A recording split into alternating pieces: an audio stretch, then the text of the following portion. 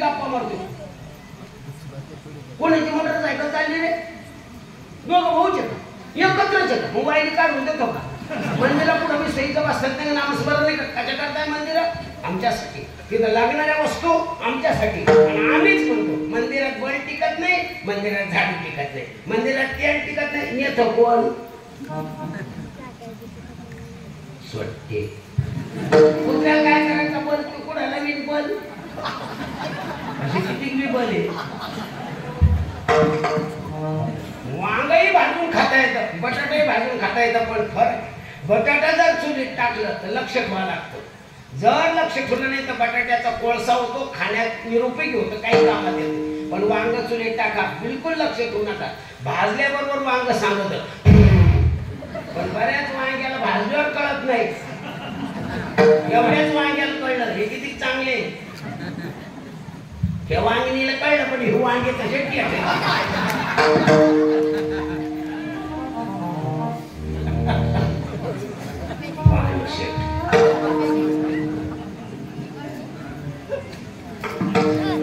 अरे कळलं म्हणून यामाला तुकोबाराय सांगतात जगाला खाणार आहे पण माझ्या त्याचं मुलगा दाबलं.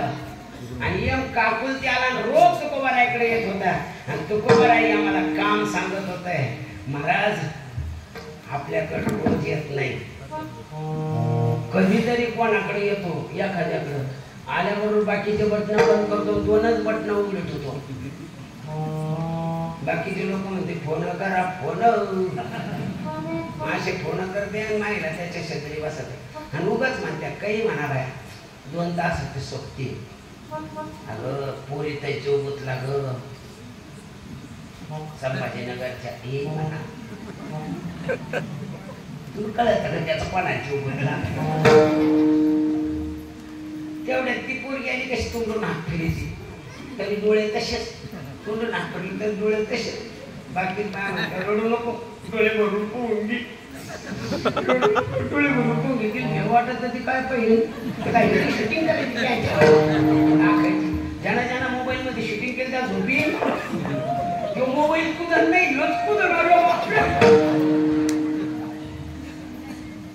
ती बिचारी रडतील बाकीचे म्हणतात डोळे भरून पोहून घे, तोंडून हात फिरू. तेवढ्यात ते यम विचारतो की उभे क्या किया था भक्ति में पशु सटवी नेला. आणखीन एक प्रमाण सांगतो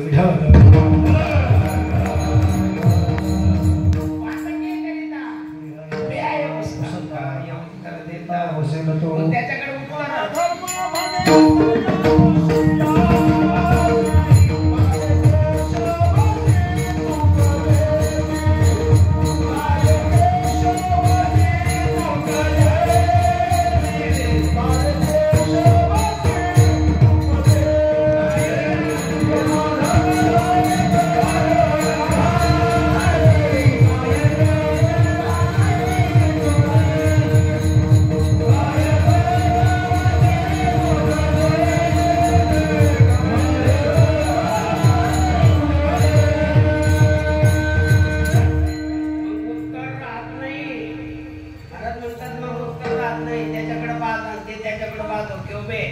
काय केलं होतं जिंदगी में?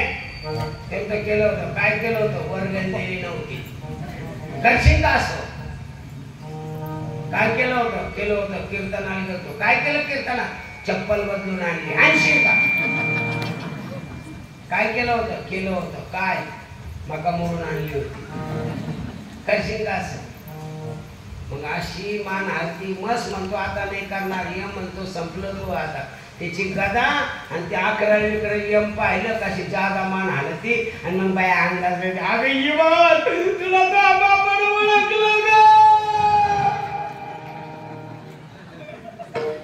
अरे त्यांनी यमालाही ओळखलं आणि साधूलाही ओळखलं. ते फक्त तुकोबार आहे आणि ते तुकोबार अनुभव आले अंगा. काय अनुभव आहे? तो अभंगाच्या शेवटच्या चरणात आहे. तुका म्हणे राती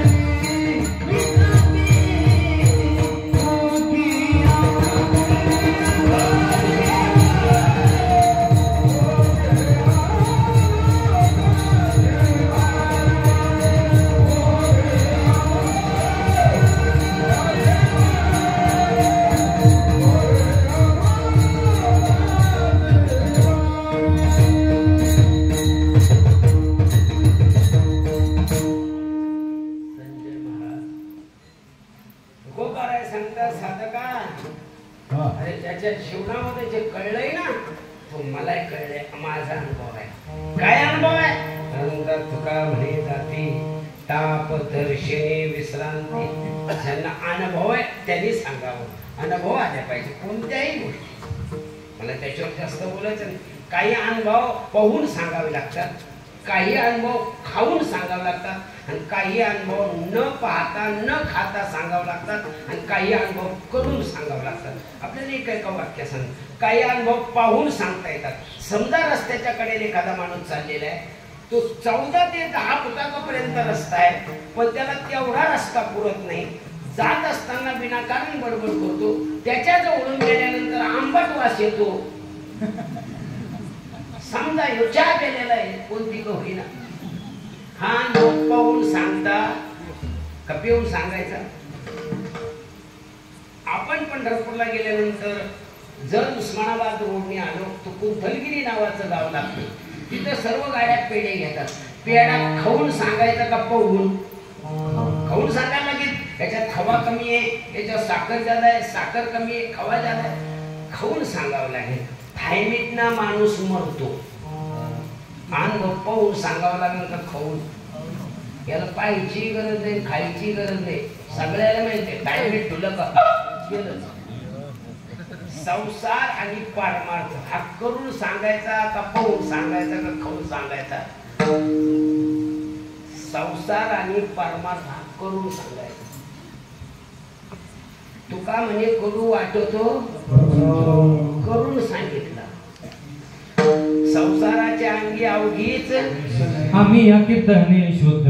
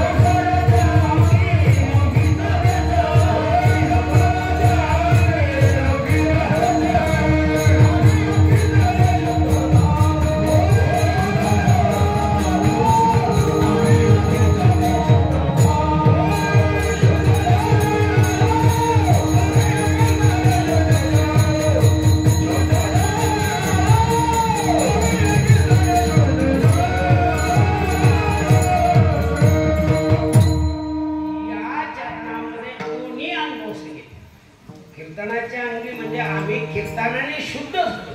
काय शुद्ध झालो? संसाराच्या अंगी अवघीच व्यसन म्हणजे दुःख. हे दुःख आहे संसारात म्हणून आम्ही सोडिला संसार. आणि सुख आहे आम्ही या कीर्तने म्हणजे नामात तेने सदा चित्ता. म्हणून परमार्थाचा अनुभव करून सांगावा लागतो आणि संसाराचा अनुभव सुद्धा. आता समजा आपण जे संसारिक मंडळ आहे, आपल्याला दणदण बी आहे, भणभण बी आहे की नाही? दणदण आहे आणून देण्याची, आणि कमी जादा झालं की पुन्हा भणभण बी आहे. अशी तळी उचली ती बोल सदानंदाची भंडारे खोबरं पुढे. ही महात्मे दणदण बी भणभण संसारातली सहन केली पण देव प्राप्त केला. इतकं सोपं नाहीये, कळलं पाहिजे. एका कीर्तनकाराने आईवर इतका सुंदर बोलला, इतका सुंदर बोलला की संपूर्ण समाज उपसा उपसे रडला. डोळे पुसू पुसू लाल डोळे झाले. पण जवळ एक माणूस बसला होता, तो खुदू खुदू असत होता. कीर्तन संपल्यानंतर 5-6 जणांनी विचारलं, का हो दादा आम्ही सगळे रडतो, काय महाराजांनी आईवर बोलले, खरंच महाराजासारखं आईवर बोलले कुणीच नाही, आणि तुम्ही हसत होता? ते म्हणले मी त्या महाराजाच्या शेजारी राहायला आहे.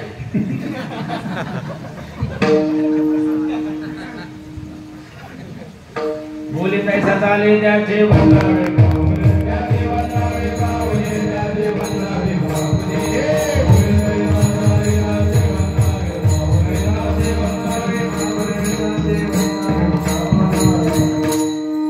नुसतं आईवर बोललो म्हणजे महाराज होतो का? गंजो पाहत तुम्ही ते आईला किती गोड बोलत होतो. सोपं नाही, कळलं पाहिजे. मुद्दाम मला सांगायचं कळलं पाहिजे. ज्यांना संताची किंमत कळली आणि देवही कळला. तुकोबाराने साधकाने विचार केला, आम्हाला कळण्याकरता सांगा महाराज म्हणतात तुम्हाला कळण्याकडे काहीचं दर्शन निष्फळ आहे, काहीचं दर्शन दुष्फळ आहे आणि काहीचं दर्शन सफल आहे. काहीचं दर्शन दुष्फळ वाईट फळ देतं. वाईट फळ देणारी सुद्धा माणसं बाजारात आहे, समाजात आहे. कशावरून तुकोबारायांनी प्रमाण दिलं, जाय तिकडे पिढी लोक त्यांची भेट सुद्धा नको. दर्शन तर लांबच झालं पण तशी जर लोक भेटली तर खळाची संगती उपयोगाची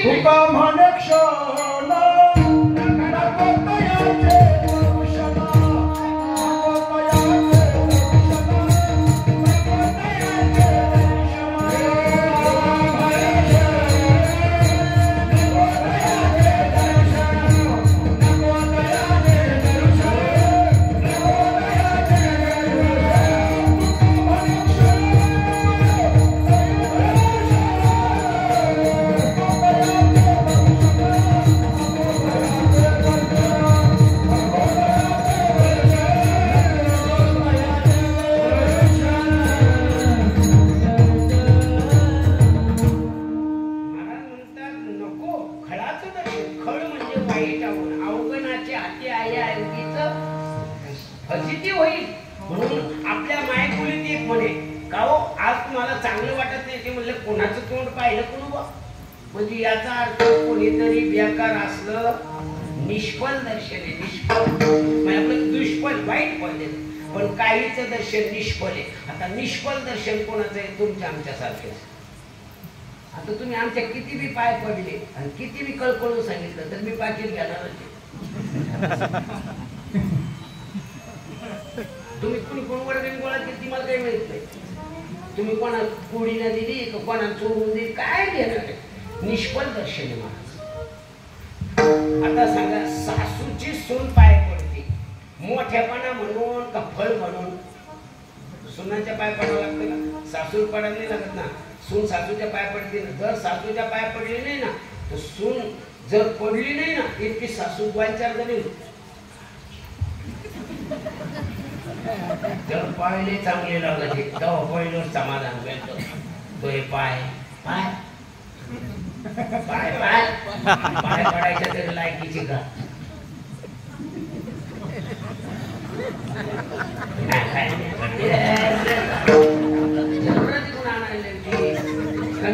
साहित्य कोण आणायला होती, बांगड्याची कोण आणायला होती, फक्त या उराची काढताय ठरले तू रागाची ती मेल्या असे आता वरते अशा साचा फक्त त्याला पाय पडून घ्यायची ते व्यास लाज मला व्याख्याला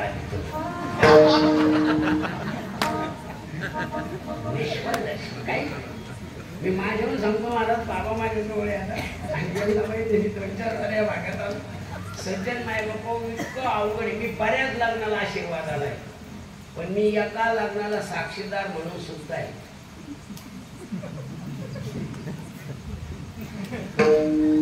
आमच्या आशीर्वादाला तुमचे संसार सफल झाले असते लग्नात बोलिलो आम्हाला कशाला साक्षीदार व्हावं लागलं असतं. निष्फळ तुम्ही आम्हाला बोलते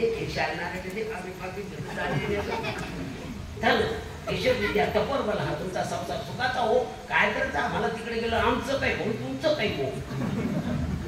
घरची घेईन शेजारची म्हणजे पिन करून लगे सोडून चालली कसे पिन लागली नाही. एका बरोबर मला तर मुख खाऊ नको ते मला तर मुख खाऊ नको ते मी माझ्या बापाला भेट नाही म्हणलं तू तुझ्या बापाला नको घेऊ पण माझ्या समोर खाऊ नको. त्यानं माझ्या पुढेच खाल्ली अशी खाल्ली तोंडात टाकली तेवढ्या त्याच्यात बाप दिसला त्याने अशी माग हात केला. त्याच्या बापाला वाटलं महाराज ते समजून सांगत मी मग सांगत होतो पण ते काय त्यांना मागवलं म्हणून बाप निघून गेले. म्हणलं तरी तू म्हणला मी बापाला भेट नाही काऊन द्यायचे देखत खाल्ली ती मी द्यायचे देखत खाल्ली असती पण त्याने मागितलं माझ्याजवळ नव्हती. सारखे काय सफल होईल निष्फल पण दोघांचं दर्शन सफल आहे देवाचं आणि साधू. देवाचं किती सफल आहे दर्शन घ्यायला मात्र किती सफल आहे काय महिमा.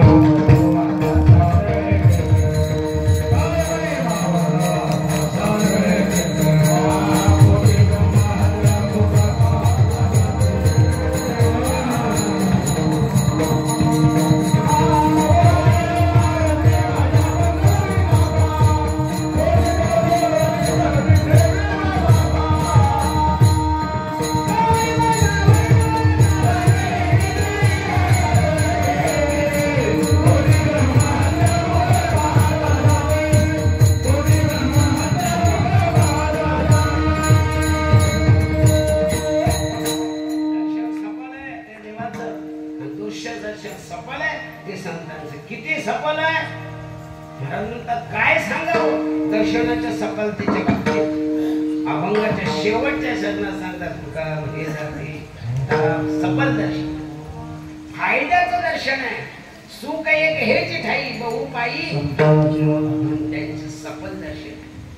किती सफल आहे महाराज. नामा म्हणे देवा चला, तुका म्हणे ते सुका काय म्हणे, तुका म्हणे नेणो युक्तीची म्हणून हे ठेविले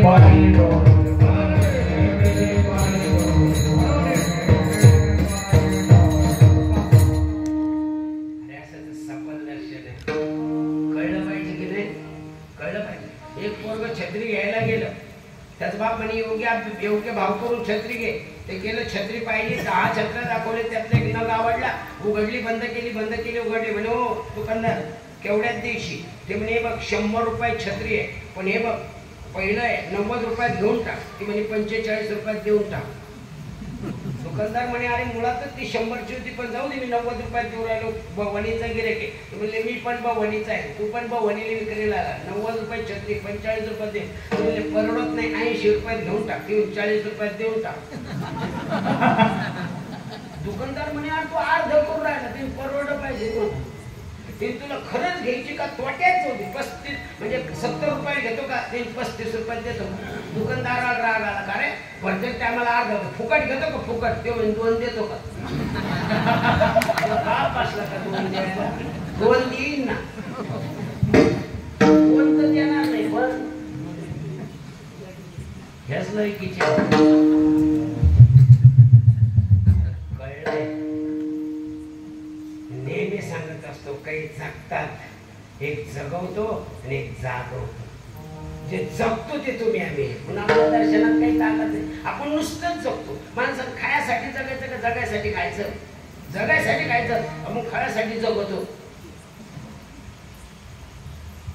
आमच्याकडे एक म्हातारी आहे, कोणाच गेली पाहुणे आले का तिथे नातू पाठवून दे.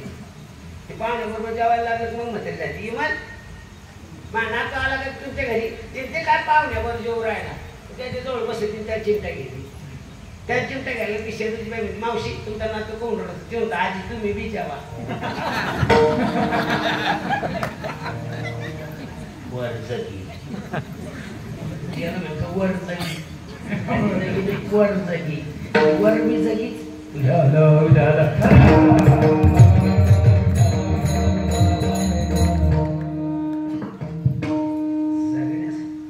जगणं म्हणजे काहीच नाही.